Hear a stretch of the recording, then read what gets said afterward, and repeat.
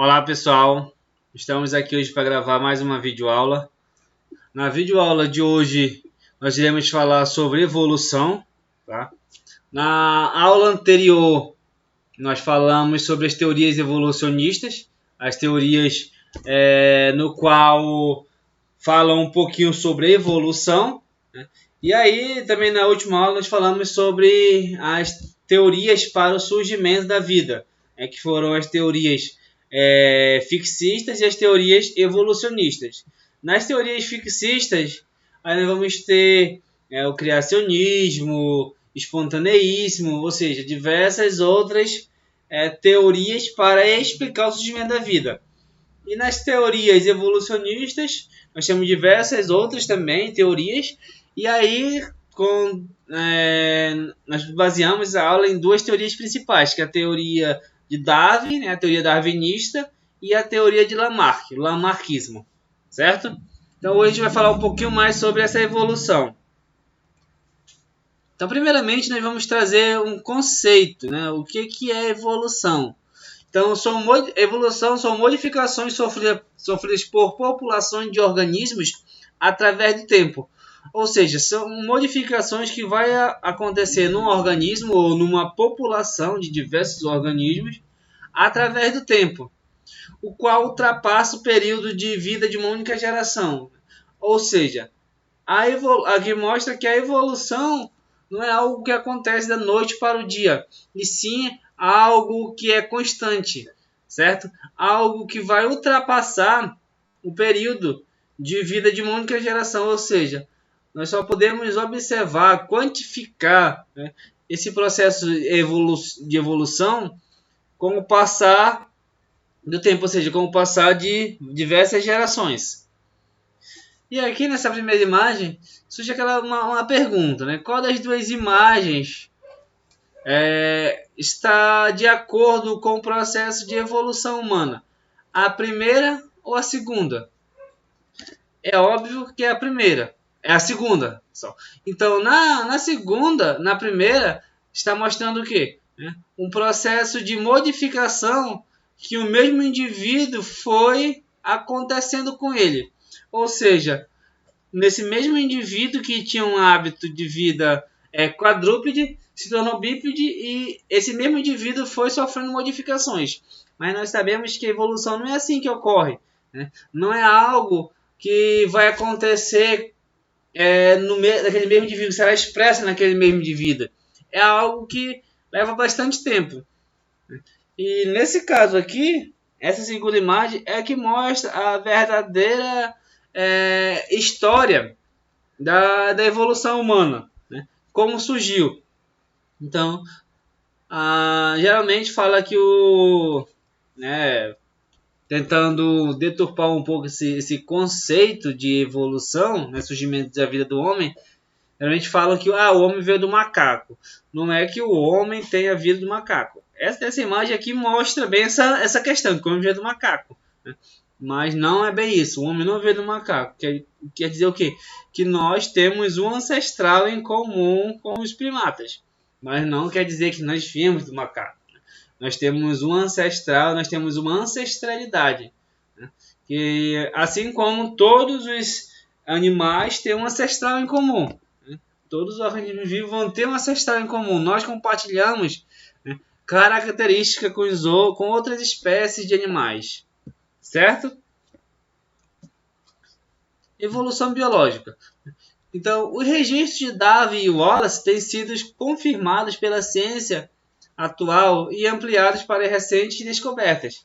Né? Então, diversas descobertas, diversas anotações que foram feitas por Darwin a respeito desse tema, evolução biológica, hoje ele pode ser confirmado pelos avanços científicos. Situações que Darwin não pôde explicar quando ele elaborou sua teoria da evolução, né, teoria da seleção natural. Naquele momento ele não conseguia explicar, não conseguia expor de maneira lúcida. Né? Ele viu mais ou menos como é que acontecia, mas não sabia explicar como acontecia. Isso porque nesse tempo ainda não se tinha o conhecimento da genética. O conhecimento da genética só surgiu bem depois de quando Mendel descobriu, né? Quando Mendel fez seus experimentos e aí pôde comprovar essa ancestralidade, né? Essa relação genética. Então tinha muitas anotações, muitas observações que Darwin fez que ele não conseguia explicar naquele momento. Mas hoje, com os avanços da ciência, né, com os avanços nesse campo, com as descobertas, né, da genética, com a descoberta do DNA, com os avanços mesmo nesse ramo, né, tanto tecnológicos quanto de estudos mesmo, muitos dos registros dele foram confirmados, foram provados aquelas afirmações que ele tinha feito no passado. Entretanto, pode-se considerar que seus achados constituem a base para a elaboração da teoria moderna da evolução, né? Ou o neodarwinismo, como também é chamado. Então, os seus achados, né, suas observações, seus experimentos, suas anotações, que naquele momento ele não conseguia exemplificar, mostrar como é que estava acontecendo, porque ele não tinha acesso, né, a tantas tecnologias. Então, hoje, com a descoberta de diversas outras tecnologias, com o avanço tecnológico, serviu como base para essa teoria moderna da evolução, ou neodarwinismo. No momento para a gente refletir com a nossa caveirinha aí. A teoria moderna da evolução, ela está baseada em quê? Então, a teoria moderna da evolução está baseada basicamente em quê? No DNA, na descoberta, né, do ATCG, né, a descoberta das bases hidrogenadas, né. Então, toda a teoria moderna da evolução está baseada nisso, porque até então Darwin não conseguia mostrar, não conseguia explicar aquela história que ele observava. Por quê? Porque não tinha conhecimento do DNA. Então, depois que ele conseguiu descobrir, né, depois que foi descoberto o DNA, depois que foi descoberto a genética em si, que todas as ideias, né, que Darwin tinha proposto começaram a fazer sentido. Quais evidências evolutivas que Darwin não pôde constatar? As evidências moleculares. Por quê? Porque naquele tempo não se tinha o conhecimento do DNA. Até então, Darwin não conhecia, não tinha esse conhecimento. Então, consequentemente, ele não podia constatar. Certo? Então, vamos entrar um pouquinho na teoria sintética da evolução. Pessoal, na aula de hoje, nós vamos dividir em duas partes, tá?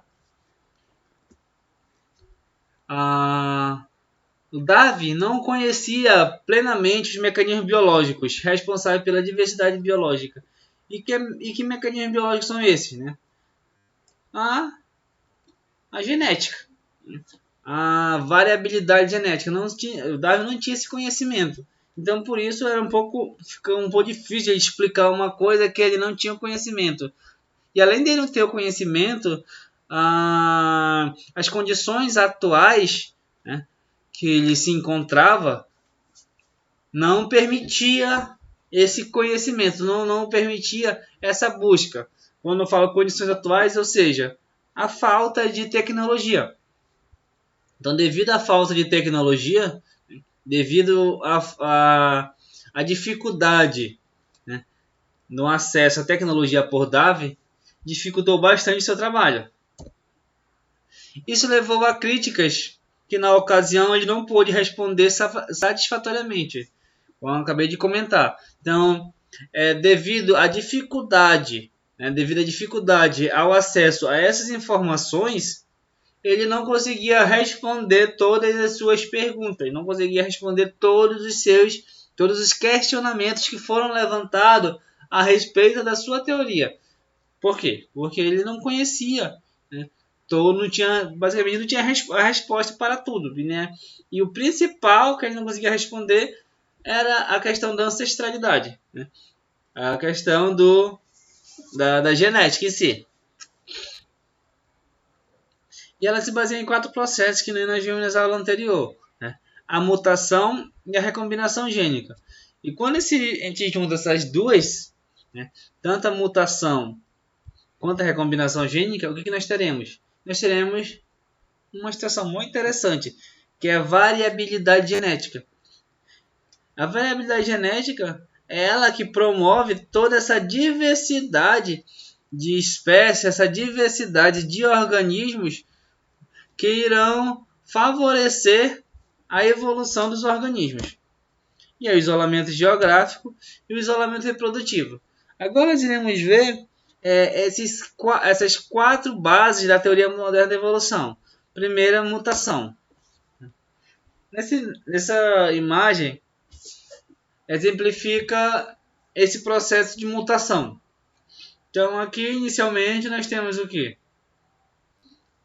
Uma espécie ancestral, certo? A espécie Azão. E aí, no seu processo evolutivo, originou 2 organismos. E aí, esse organismo, por algum motivo, ou não conseguiu deixar seu descendente, esse aqui foi extinto. E aí, esse aqui prosseguiu. Mesma situação aqui aconteceu. Aqui, olha só. Aqui aconteceu o quê? Uma mutação. E que mutação foi essa? Depende da situação, né? Sei lá, poderia ser uma mutação. Vamos pegar, por exemplo, uma cor na pele, né?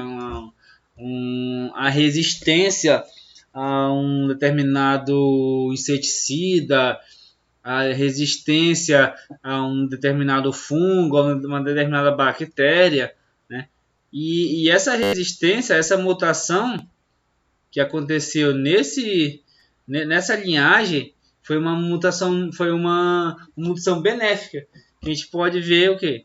Que essa espécie se diversificou bastante. Graças a essa mutação, pôde acontecer uma segunda mutação, que ao final uma espécie acabou formando, né, 4 espécies diferentes.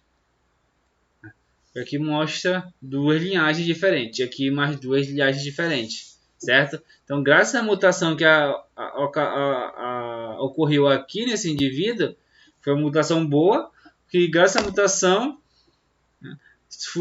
teve o surgimento de uma nova linhagem diferente. Ok? Recombinação. Alguns fatores que levam à recombinação. Por exemplo, a segregação independente, né? Quando ocorre essa troca de informações, essa troca de alelas, né? E o crossing over ou permutação. Isso aí é um pouquinho de genética, né? Quando ocorre ali a troca, né, em um par de alelo de um cromossomo, certo? Aqui ocorreu a troca. Ó, tínhamos um alelo A, Azão, Bzão e outro, Azão, aí outro alelo Bzão, mesmo cromossomo. Em outro cromossomo nós temos o alelo Azinho e Bzinho. Com o processo de crossing over, então ficou Azão, Azinho, Bzão, Bzão. Aqui ficou Azão, Azinho, Bzinho, Bzinho. Né? E quando ocorre essa segmentação, nós teremos essas possíveis combinações. Azão, Bzão, Azinho, Bzão, Azão, Bzinho e Azinho, Bzinho. Graças a esse crossing over. Então, quando a gente junta a mutação mais a recombinação, nós vamos gerar uma variabilidade. Ou seja, diversos organismos, né, aí, graças a essas mutações, graças a essas recombinações, Temos uma variabilidade com diversos organismos apresentando características totalmente distintas, né? Características que irão favorecer a adaptação. Isolamento geográfico. Isolamento geográfico, eu vou mostrar um esqueminha para exemplificar como é que ocorre esse processo de isolamento geográfico. E aí mostrando, dentro do isolamento geográfico, ele pode ocasionar uma especiação, né? E nesse caso aqui, uma especiação geográfica. Olha só. Então aqui, pessoal, nesse primeiro quadro, nós temos uma população inicial. População de quê? Vamos imaginar que é uma população de ratos. Aqui é uma população de ratos que ocorre em um determinado campo, em uma determinada mata. Por ironia do destino ou por ação humana, ocasionou o quê? Uma formação de uma barreira geográfica. Que barreira geográfica é essa? Pode ser, por exemplo, o surgimento de um rio, né? A construção de uma estrada, a formação de um abismo, o surgimento de uma montanha, enfim, qualquer coisa que vai isolar geograficamente essa população inicial de ratos. E aqui vai ter ratos desse lado, né, da barreira geográfica, e ratos desse outro lado também da barreira geográfica. Então, uma única população de ratos formou duas populações de ratos.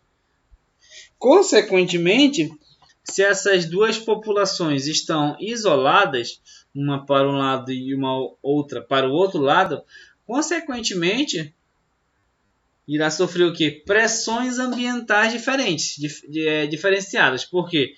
Aqui, consequentemente, vai ter uma pressão ambiental e desse outro lado também. Que pressão ou que pressões ambientais são essas? Por exemplo, desse lado pode ter uma disponibilidade de alimento maior do que desse lado pode ter uma formação de um rio, pode receber, e desse lado pode receber uma quantidade maior de calor, né? Ou enfim, quais situações diferentes que vai acontecer nessas duas populações, porque elas vão estar isoladas geograficamente, cada um de um lado daquela barreira. Com o passar do tempo, o que pode acontecer? Essa espécie de rato que estava desse lado aqui virá uma espécie totalmente diferente dessa espécie que está desse outro lado da barreira geográfica. Ou seja, uma população inicial que foi segmentada ao meio, né, por uma barreira geográfica, que pode ser qualquer situação que venha acontecer aí, formação de um rio, surgimento de uma estrada, surgimento de uma cadeia montanhosa, formação de um cânion, enfim, algo que vai isolar essas duas populações. E com o passar do tempo, devido às pressões ambientais diferentes, chuva, sol, rio, enfim, situações que essas espécies serão submetidas. Consequentemente, pode acontecer o surgimento de duas novas espécies. Tudo isso graças a esse isolamento geográfico inicial. Ok? O isolamento reprodutivo é muito parecido com o isolamento geográfico, né? No isolamento reprodutivo, geralmente vamos ter, né, ou uma barreira geográfica separando esses dois indivíduos, né, ou então, dentro daquela mesma população, algumas características se apresentam de maneira que se tornam atrativas para uma determinada espécie. E aí, quando a gente fala de isolamento reprodutivo, vamos ter dois tipos de mecanismos. Os mecanismos pré-zigóticos ou pré-copulatórios e os mecanismos pós-zigóticos ou pós-copulatórios. O que é isso? Pré-zigóticos ou pré-copulatórios são todos aqueles eventos, né, que vai acontecer antes, né, antes da cópula, antes da formação do zigoto. Ok? Então vamos lá. O primeiro mecanismo é o isolamento estacional ou sazonal. Por exemplo, nós temos uma única espécie aqui de indivíduo, porém, dentro dessa única espécie de indivíduo, um grupo ele vai apresentar o quê? Um período diferente, né, de reprodução, ou seja, por exemplo, esse grupo aqui, dessa única espécie dividido em dois grupos, esse grupo aqui ele tem preferência, vamos dizer assim, de reproduzir no período do verão, enquanto que esse grupo aqui tem essa preferência do período do inverno. Vamos fazer essa comparação. Aí, consequentemente, teremos o que? Um isolamento estacional ou sazonal. Porque esse grupo aqui, por ele entrar no cio somente no período do inverno, ele não vai conseguir cruzar com esse grupo. Porque esse grupo só entra no cio no período do verão. Então, consequentemente, teremos um isolamento reprodutivo aqui, né? É chamado isolamento estacional ou isolamento sazonal. O segundo tipo de isolamento é o isolamento de habitat ou isolamento ecológico. Novamente, aqui nós temos uma população, né, que está bem distribuída em uma determinada região, né? Então aqui nós temos, deixa eu só mudar a coloração um pouquinho aqui para ficar melhor, exemplificar. Aqui nós temos diversos indivíduos, né, ao longo dessa esse grande ambiente. Aqui o círculo vermelho, digamos que represente um espaço geográfico. Aqui, por exemplo, nesse isolamento de habitat e isolamento ecológico, esse indivíduo aqui, por ele habitar esse local, consequentemente, esse local aqui será diferente, né, dos habitats desse indivíduo aqui. Por exemplo, esse aqui, nessa região aqui, é uma região de mata mais fechada. Enquanto que desse lado aqui é um local de capoeira, ou um local de mata secundária, ou ainda um local de uma campinarana. Então, consequentemente, nós teremos o quê? Espécies ocupando habitats diferentes. Então, essa aqui ocupa um local de mata primária, de floresta primária, de uma mata bem fechada, enquanto que essa espécie aqui ocupa esse local de uma mata secundária, ou vamos dizer assim, uma mata, um local de campinarana, né? Ou seja, consequentemente, esse indivíduo não vai conseguir vir para cá, porque eles são adaptados a essa mata mais fechada, e esse não pode vir para cá, porque está adaptado a essa massa, esse ambiente mais aberto, né? Então isso pode gerar um isolamento reprodutivo também, através de isolamento de habitats ou isolamento ecológico. Nesse terceiro, isolamento etológico ou comportamental, né? Nesse aqui ocorre bastante em animais, né? Ou vamos dizer assim, que só vai ocorrer em animais que vão apresentar um comportamento reprodutivo, né? Um comportamento nupcial, um comportamento geralmente que acontece antes da cópula, né? São aquelas espécies de animais que vai apresentar comportamentos de dança, rituais de dança, aquele ritual de acasalamento. Vamos exemplificar de novo aqui. Aqui nós temos um grande ambiente, né? Aqui vamos chamar espécie A, ou grupo A, e o grupo B. Lembrando que é da mesma espécie, né? Temos o grupo A e o grupo B. O grupo A vai apresentar um padrão de comportamento no momento da cópula, né? Vai ter vai dançar diferente, vamos dizer assim, né? Vai ter emitir um som diferente.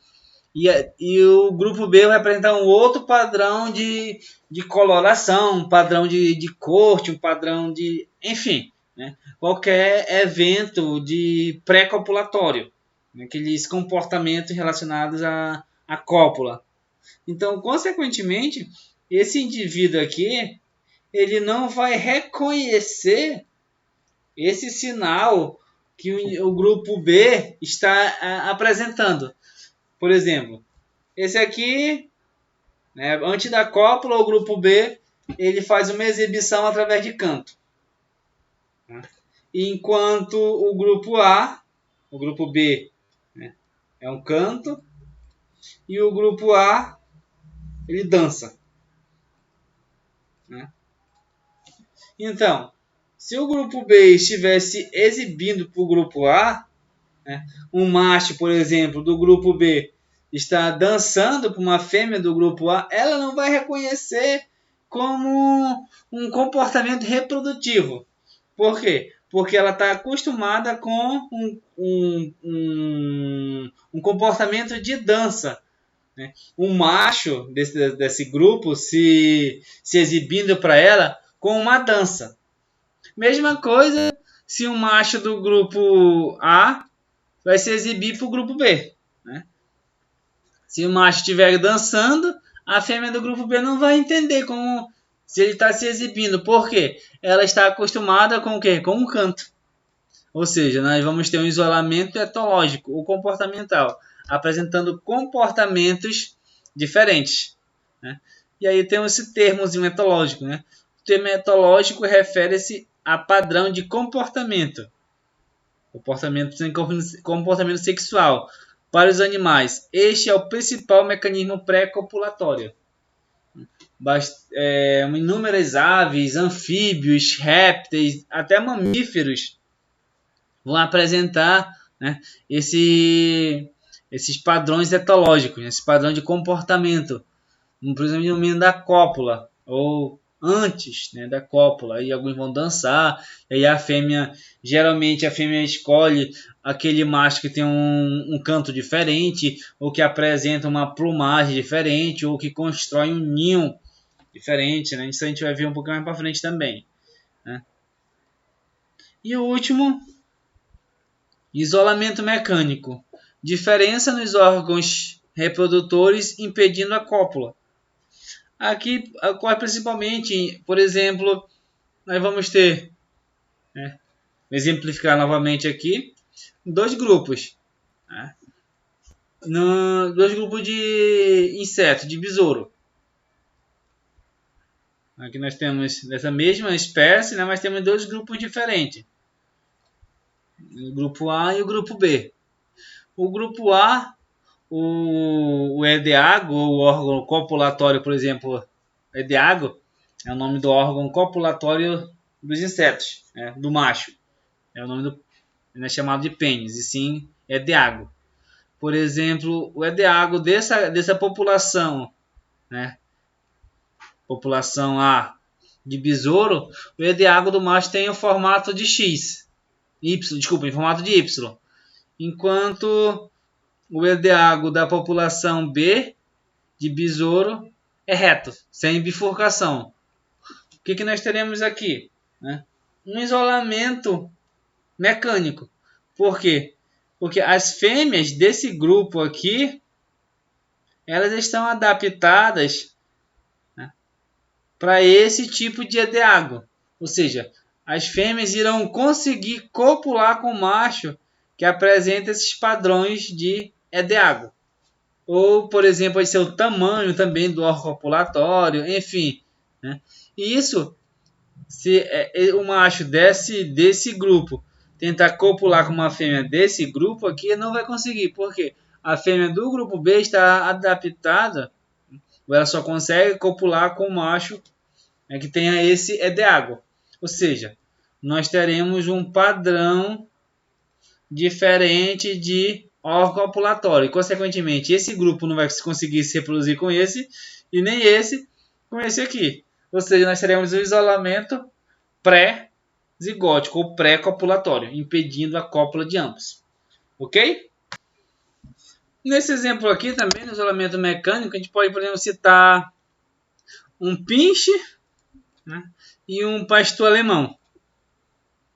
Consequentemente, um cachorrinho pinche, uma cadelinha, não vai conseguir copular com um macho de pastor alemão. E a mesma coisa, um macho de pinche não vai conseguir copular com uma fêmea de pastor alemão. Temos uma mesma espécie aí de indivíduo, lembrando, né? Que é o Caninis familiaris, mesma espécie de cão, ok? Porém, apresentando padrões diferentes, né? Apresentando variabilidade diferente, ok? Continuando, agora os mecanismos pós-zigóticos ou pós-copulatórios, ou seja, tudo aquilo que vai acontecer depois da cópula. O indivíduo conseguiu, nesse caso aqui, os indivíduos conseguiram transpor todas essas barreiras aqui. Conseguiu transpor isolamento estacional, isolamento de habitat, isolamento etológico e isolamento mecânico. Ou seja, eles têm o mesmo período reprodutivo, vivem no mesmo habitat, o mesmo padrão de comportamento é o mesmo, né? O tamanho dos órgãos copulatórios são os mesmos. E aí nós vamos ter o isolamento, ou seja, aconteceu a cópula, né? Aconteceu a formação do zigoto. E aí nós temos os primeiros mecanismos pós-zigóticos. Primeiro, mortalidade genética. Fenômenos fisiológicos que impedem a sobrevivência do gameta masculino de uma espécie no sistema reprodutor feminino de uma outra espécie.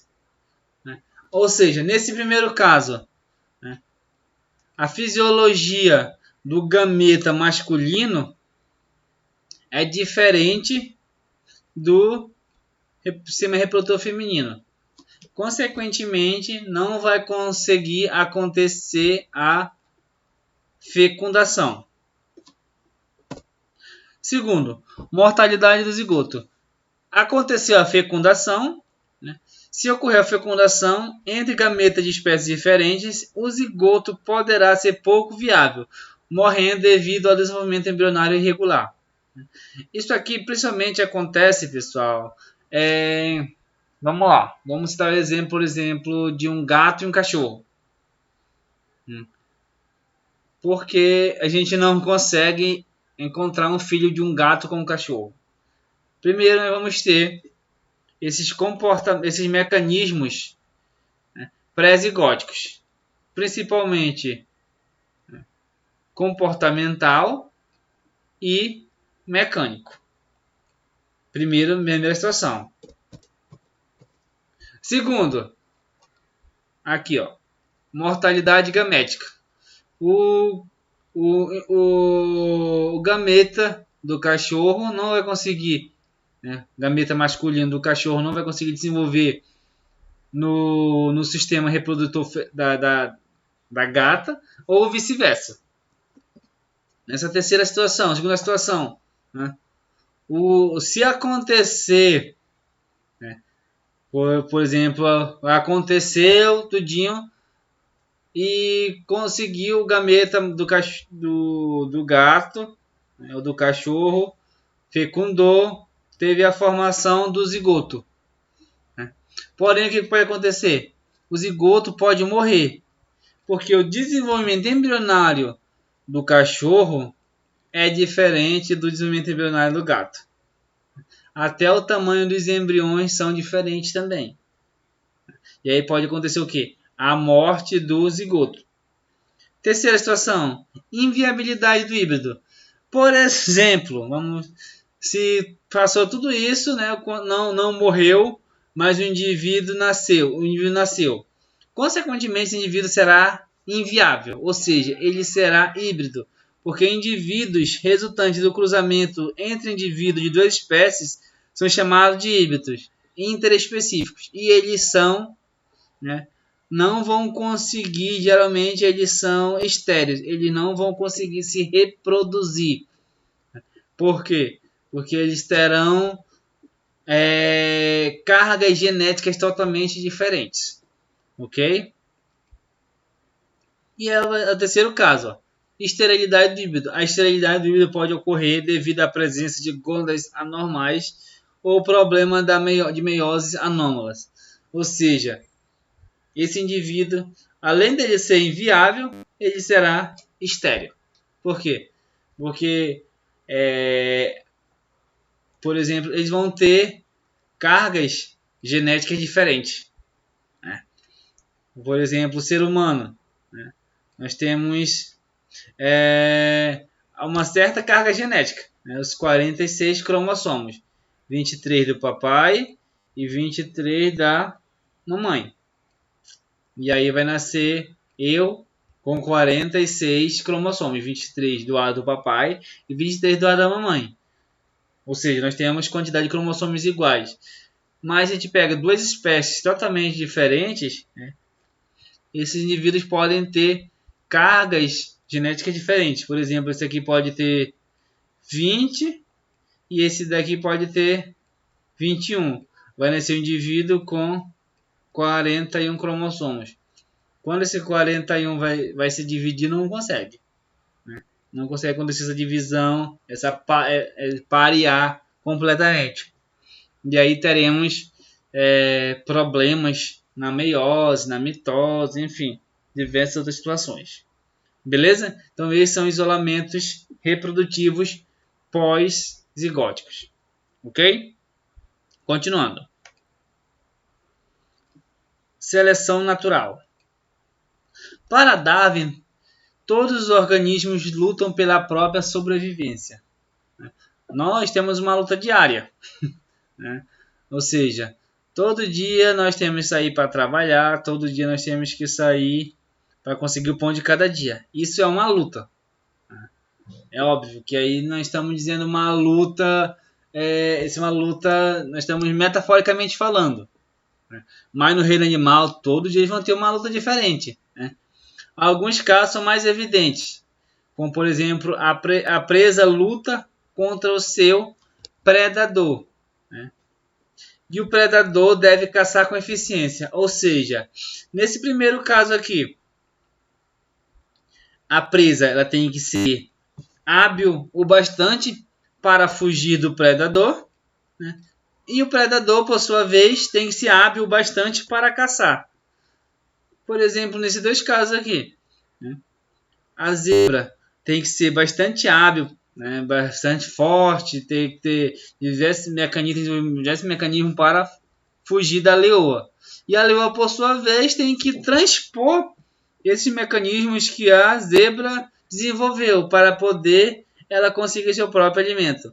E vice-versa. Em outros casos, essa luta não é tão evidente, né? Por exemplo, a disputa de machos por fêmea. Qual a vantagem de um macho ser mais atrativo? Qual a vantagem de um macho ser mais chamativo? Consequentemente, ele terá mais fêmeas ao seu dispor, né? Terão mais, ele conseguirá passar seus genes por uma quantidade maior de fêmeas. Ele vai conseguir ter uma quantidade maior de indivíduos, maior de filhotes, ok? As plantas competem por melhores condições, né? Umidade, nutriente e luminosidade. Isso aí são as lutas que são menos evidentes, né? Mas as plantas também elas têm que ter essa competição, né? Aquela planta que conseguir maior umidade, maior nutriente, maior luminosidade, ela vai se desenvolver mais do que aquela planta que não conseguir todas essas condições, né? Nesse primeiro caso, né? O macho bastante evidente, né? bastante chamativo para poder atrair uma quantidade maior de fêmea. E aqui, olha só, a raiz, aquelas plantas que possuírem uma raiz maior, consequentemente ela irá absorver do solo uma quantidade maior de umidade. né? E se ela possui folhas mais largas, por exemplo, vai conseguir capturar uma quantidade maior de luminosidade em relação às demais. Beleza? E todas essas condições, pessoal, né? Todas essas variabilidades, vai acontecer o que? Uma seleção, né? Aqui nós temos um funil. Esse funil ele está atuando como um mecanismo de seleção, né? E o que aqui nós temos na variabilidade nós temos bolas de diversos tamanhos, bolas maiores, bolas menores. E aqui nós temos uma espessura, né, nesse funil. Só irá passar por essa estrutura aqui as bolas menores. Isso seria uma seleção. No meio natural, vamos levar isso aqui para o meio natural. Vamos imaginar que isso aqui, por exemplo, são as girafas, né? As girafas que Darwin as girafas da teoria de Darwin-Lamarck. Aqui, como mecanismo de seleção, nós temos o que? A disponibilidade de alimento. E como variabilidade nós temos girafa de pescoço longo e girafa de pescoço curto. Somente aquelas que conseguiram passar pela seleção, ou seja, somente aquelas girafas que apresentavam maior capacidade de se alimentar, conseguiram se adaptar e, consequentemente, gerar descendentes. Enquanto aquelas outras que não conseguiam se adaptar ao ambiente, né, e não conseguiram passar por essa seleção, não conseguiram deixar seus descendentes. Ok? Tipo de seleção natural. Existem 3 tipos de seleção natural, né? A direcional, a estabilizadora e a disruptiva. A direcional. Nesse caso, as condições ambientais favorecem um fenótipo extremo, diferente do que representa a média da população. Vou já exemplificar melhor para vocês. Então, nesse primeiro caso, na direcional, as condições ambientais favorecem um fenótipo extremo, né? Diferente do que representa a média da população. Na estabilizadora normativa, atua em ambientes estáveis, favorecendo os indivíduos mediando e alimentando os extremos da população. Nesse primeiro caso, somente os extremos que são os, vamos dizer assim, aquele fenótipo mais adaptado. Nesse caso aqui, na estabilizadora, quem é que será os melhores adaptados? Né? Os medianos. Os medianos serão os indivíduos mais adaptados, enquanto que os extremos, eles não se saem bem, eles não conseguem esse processo de adaptação. E na disruptiva ou diversificadora, o ambiente favorece o indivíduo de ambos os extremos. Ou seja, se temos 3 indivíduos aqui, se temos aqui um pequeno, um médio e um grande, somente o pequeno e o grande conseguem sobreviver. O médio não consegue, né? Então, são os extremos da curva de distribuição normal, enquanto que os medianos levam desvantagem. Vamos exemplificar agora através de gráficos. Na primeira seleção natural, na direcional, somente o extremo, um dos extremos é que vai te sair bem. Será favorecido. Desse lado aqui, esses indivíduos não vão se dar bem, somente os desse lado aqui, né? Se fosse colocar isso no gráfico, seria mais ou menos assim, ó. Deixa eu apagar aqui. Aqui nós temos o extremo 1, o extremo 2 e o mediano. Quem é que se saiu bem aqui? Quem que saiu favorecido? O extremo de número 2. Enquanto que o extremo número 1 e o mediano, game over. Ok? Na seleção natural do tipo estabilizadora, somente o mediano. Então nós temos aqui o extremo 1 e o extremo 2, e aqui nós temos o mediano. Somente os medianos é que conseguirão procriar, né? Se a gente fosse colocar isso no exemplo, né? Por exemplo, aqui nesse primeiro caso, nós vamos ter um padrão de coloração, né? Ou um comportamento alimentar, vamos dizer assim. Esse indivíduo aqui é extremamente especialista, só se alimenta, por exemplo, de plantas. É herbívoro, né? Só de plantas. Esse indivíduo aqui é carnívoro, né? Só vai se alimentar de outros indivíduos. E esse terceiro aqui, né, é o que é um indivíduo que vai se alimentar de tudo um pouco, ou seja, é um indivíduo onívoro. E devido às condições ambientais que aconteceram aqui nesse ambiente, né, a um indivíduo que somente se alimentava de plantas, ele não vai conseguir sobreviver, e o carnívoro também, que só se alimenta de outros indivíduos, não vai conseguir sobreviver, enquanto só quem consegue sobreviver é aquele indivíduo que possui uma alimentação mais eclética, se alimentando de diversos organismos, de tudo um pouco, vegetal e animal, ok? E a análise disruptiva favorece os fenótipos extremos. Se a gente pegar o mesmo exemplo que a gente citou agora sobre o padrão de alimentação, por exemplo, aqui nesse primeiro nós temos os herbívoros, aqui nós temos os carnívoros e aqui nós temos os onívoros. Nesse caso aqui, somente os herbívoros e os carnívoros que conseguem se sair bem, vamos dizer assim, enquanto que os onívoros eles não conseguem se sair bem nessa questão, ok? Então, pessoal,